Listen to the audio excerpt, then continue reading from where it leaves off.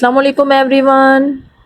सच बताइएगा, क्या कभी ऐसा हुआ है कि सुबह आंख खुलते ही आपको लगा हो कि आज तो हिम्मत ही नहीं है।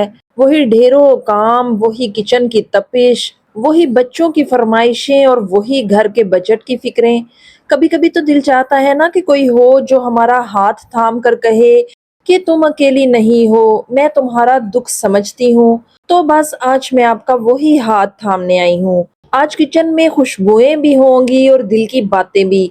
मैं चूल्हे पर चटपटी कढ़ी चढ़ा रही हूँ, साथ साथ गर्मा गर्म पकोड़े तलेंगे और इन पकोड़ों की कड़कड़ाहट के साथ मैं आपको वो बातें बताऊंगी जो आपकी जिंदगी का बोझ आधा कर देंगी। आज की वीडियो इतनी खास है कि इसमें मैंने वो छोटी छोटी टिप्स और घरेलू टोटके छुपा रखे हैं जिन्हें जानने के बाद आप मुझे दुआएं देंगी। इसलिए वीडियो को एक सेकंड के लिए भी स्किप मत कीजिए, क्योंकि क्या पता कौन सी बात आपकी जिंदगी बदल दे।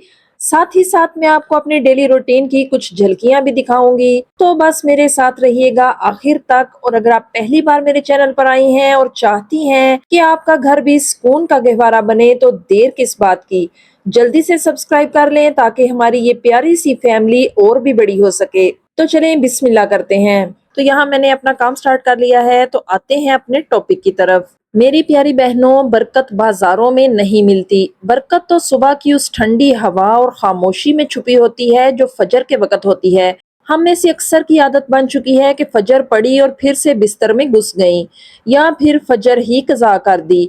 याद रखें, दिन का आगाज अगर अल्लाह ताला के जिक्र और जल्दी उठने से हो तो इस दिन के कामों में ऐसी तेजी आती है। सुबह सुबह आपके पास दिन भर के कामों की मंसूबा बंदी का वक्त होता है। जो काम हम दोपहर के 12 बजे तक खत्म नहीं कर पाते सुबह जल्दी उठने की वजह से, वो सुबह 9 बजे तक खत्म हो जाते हैं। और सबसे बड़ी बात, जब बच्चे और शोहर बेदार होते हैं तो आप पहले से हशाश बशाश होती हैं, वरना देर से उठने की सूरत में पूरा दिन चिड़चिड़ाहट और भाग दौड़ में गुजर जाता है। प्यारी बहनों, अपने किचन को अपना दोस्त बना लें, खास तौर पर गर्मियों के मौसम में, वो भी सुबह सुबह।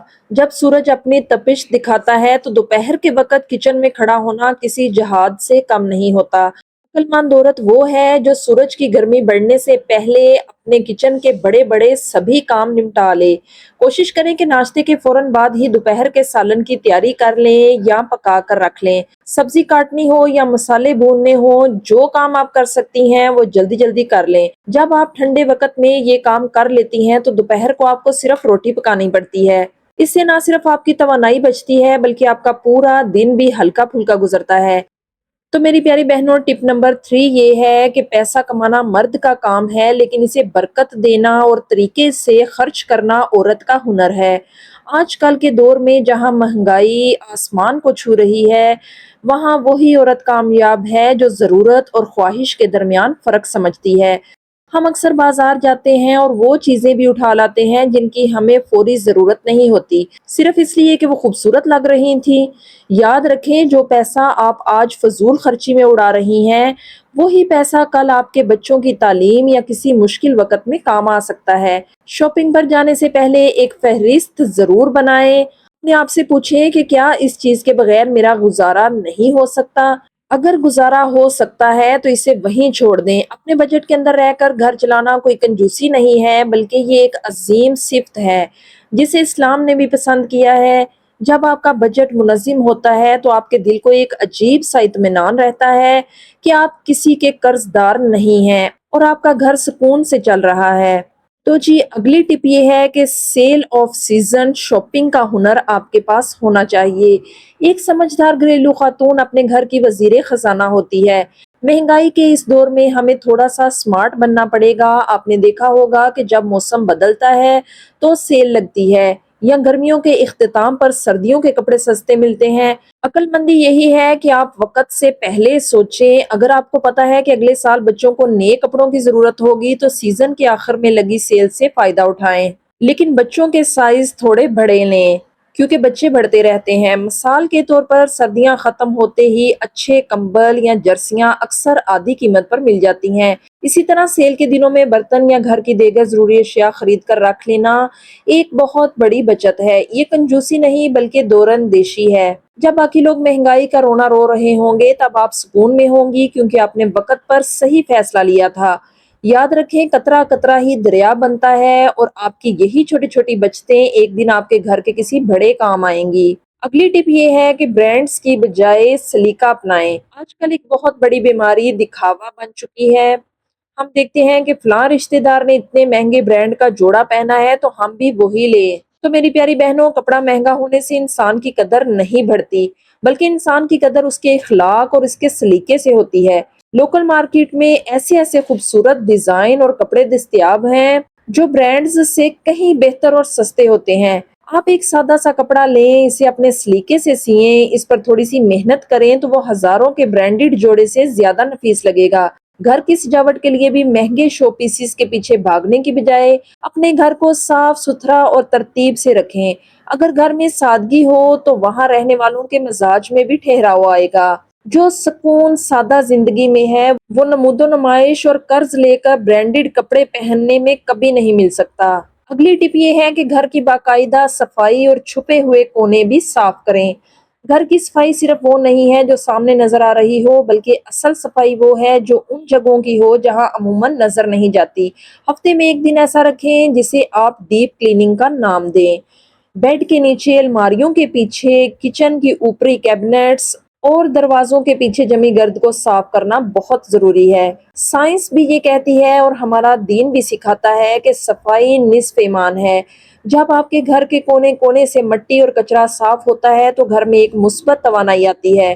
آپ نے محسوس کیا ہوگا کہ جس دن پورا گھر چمک رہا ہو اس دن آپ کا موڈ بھی بہت اچھا رہتا ہوگا۔ تو جی اگلی ٹپ یہ ہے کہ خود کام کرنے کی عادت ڈالیں۔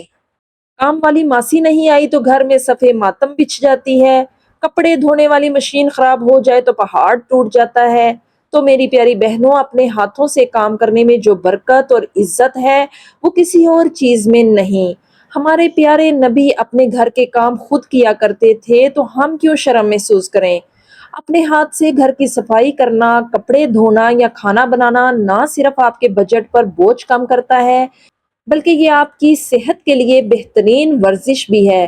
جو پیار اور صفائی آپ خود اپنے بچوں کے کھانے میں یا شوہر کے کپڑوں میں رکھ سکتی ہیں، وہ کوئی ملازمہ کبھی نہیں کر سکتی۔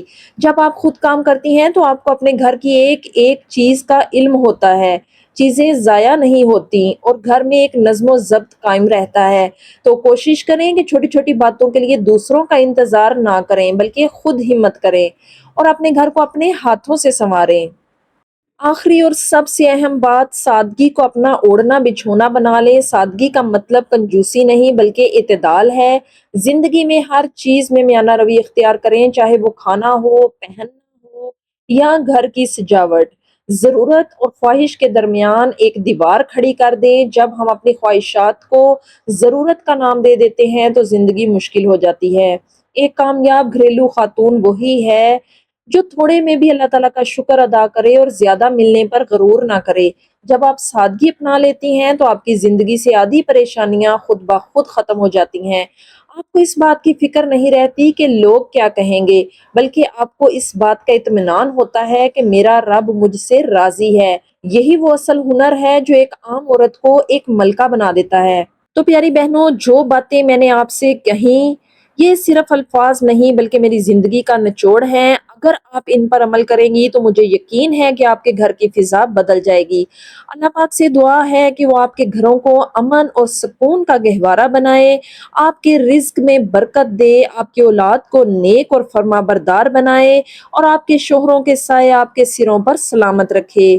آمین ثم آمین۔ اگر آپ کو میری یہ باتیں اچھی لگی ہوں تو پیارے پیارے سے کمنٹس کریں اور مجھے بھی اپنی دعاؤں میں یاد رکھیے گا۔ اللہ حافظ، فی امان اللہ۔